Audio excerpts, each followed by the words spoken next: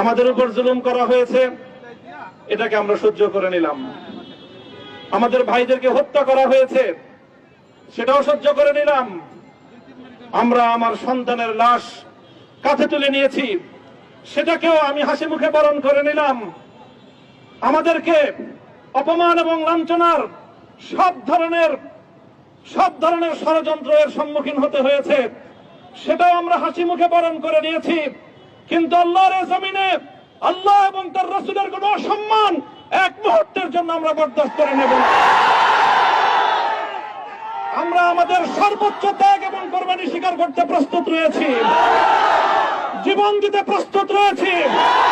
আল্লাহর জমিনে আল্লাহর দ্বীনের ঝান্ডা সমুন্নত করেই আমাদের যাত্রা থামবে ইনশাআল্লাহ।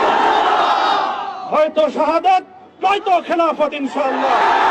আল্লাহর জমিনে খেলাফত প্রতিষ্ঠার যে আওয়াজ আজ পৃথিবীর দিকে দিকে